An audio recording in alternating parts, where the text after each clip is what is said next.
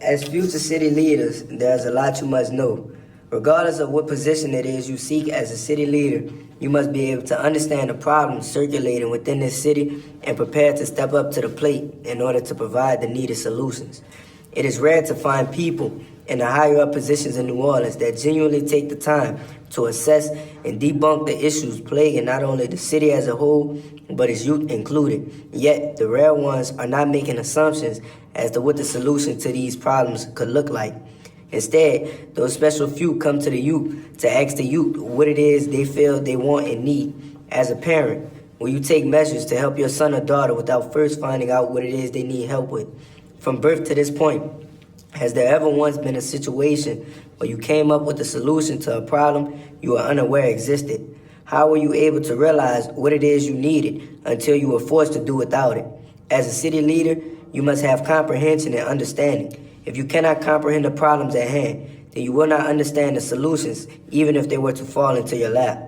After much deliberation, we, the 7 that make it happen, believe the two most important issues that need to be addressed is the lack of opportunities for today's youth and the ultimate foundation of where a majority of these problems stem from, home. Due to the lack of opportunities for the youth, naturally they adopt the mindset to go and get what it is they need and want on their own. Understand this.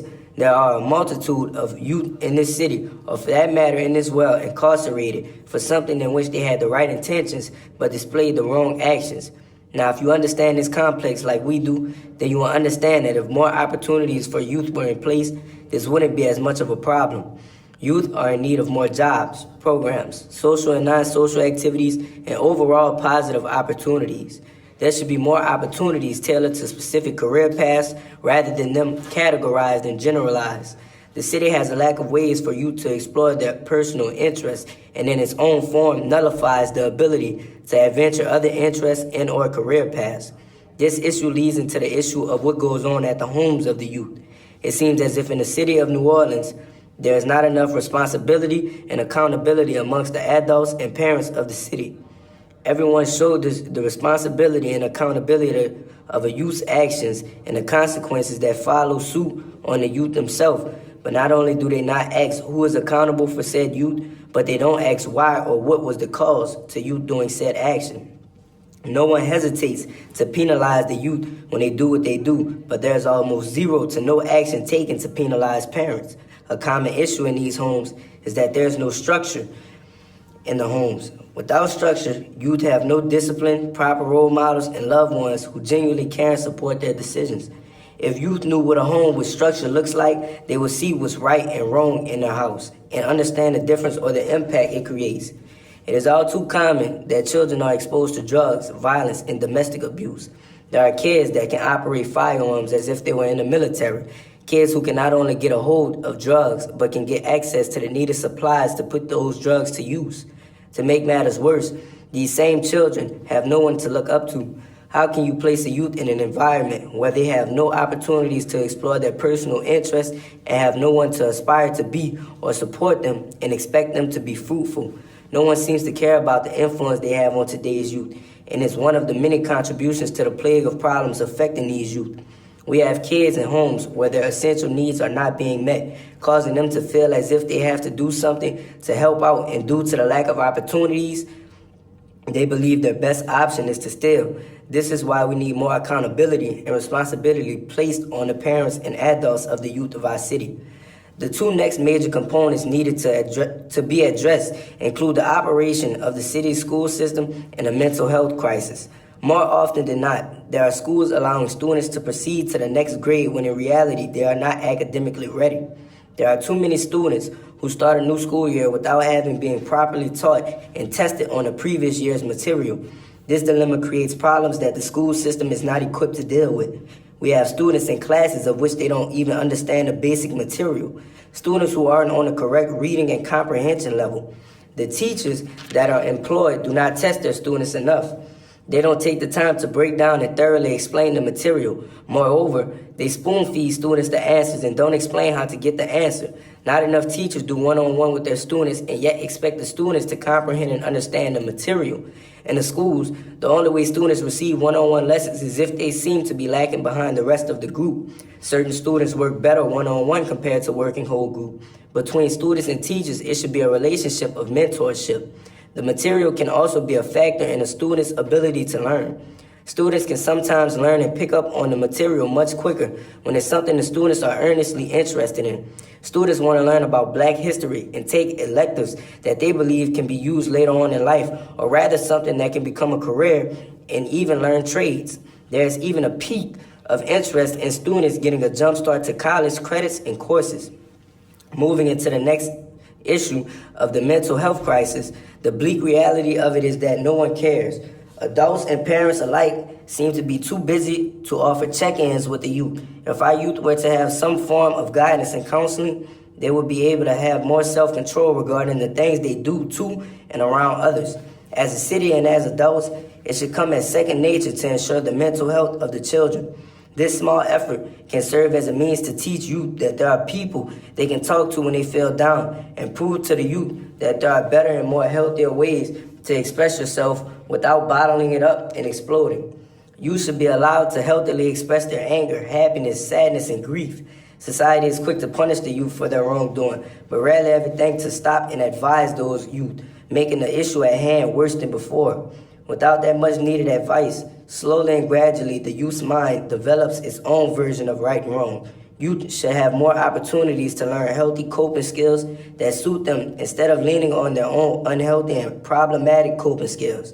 Therapy, guidance, counseling, or someone to talk to are all ways to remedy this problem. The last two problems affect us all, and they reflect on the perception and narrative of the youth of New Orleans. The perception of our youth and the things they do in itself causes unnecessary problems. Time and time again, children do wrong, which gets broadcasted to the media and on the news.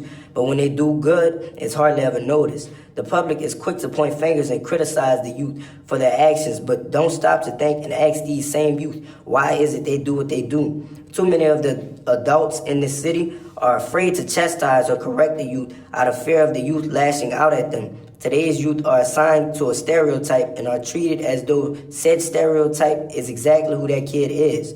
Children can't even walk in public with their friends without others thinking they're up to no good. In one instance, something that happened to one of our council members, they were walking in a group with their friends when someone proceeded to look at them and lock their car doors as if they had intentions to break in or steal the car. Does that not sound stereotypical? To lock your doors when you see a group of young Black men? Now, if that group of young Black men did break in or steal a car, it would be plastered and broadcasted all over social media and on the news. But if that same group of young Black men were to be young, successful entrepreneurs, no one would seem to pay attention. When said youth do something beneficial to themselves, no one cares, but when they do something detrimental to themselves with consequences they have to serve, everyone seems to be curious. The narrative placed on our young Black teenagers also contributes to the problem. The spotlight of our city is crime. New Orleans is known for crime. The biggest issue we deal with every day is crime. Whether we like it or not, crime is a part of the many issues plaguing New Orleans, but that doesn't mean that the city should be catching attention because of crime. The narrative that both the media and the public give to the city is why this is the case. Understand that after being labeled negatively over and over, eventually the youth start to associate themselves with that narrative. When in court, our youth cannot express themselves and are only seen and associated by their crime. Society only acknowledges our youth by the crime they are accused of and do not look at the youth outside of said crime. Society doesn't want to listen to what these accused youth were doing with themselves beforehand and what they plan to do afterward. Our court system appears to show leniency to females and white youth. Those of us at JJIC have come to the conclusion that the court systems feel that the young Black males cause the most trouble, which explains the lack of leniency. There is not fair judgment across the board. How would you feel if your child were to be punished to the fullest extent while others walk away unscathed based off the differences in race and gender? To sum it all up, as a future city leader, you must realize exactly what you're signing up for. There's a plethora of systematic issues that that have plagued this city for entirely too long. We have too many city leaders who attempt to solve their versions of problems.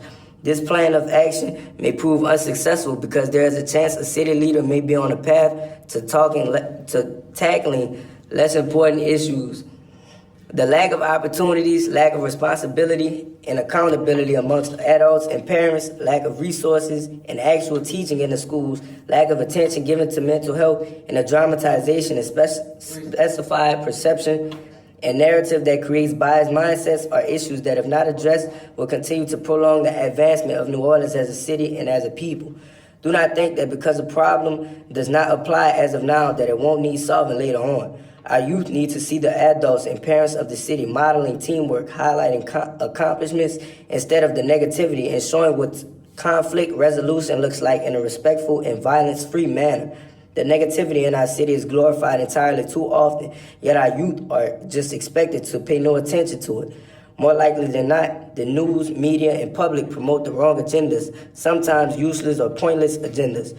Opportunities are not shared as often as they need to be. For example, why did youth have to come to JIC to meet with City Council? Once again, as a city leader, you must have comprehension and understanding. If you cannot comprehend the problem at hand, you will not understand the solutions, even if they were to fall into your lap.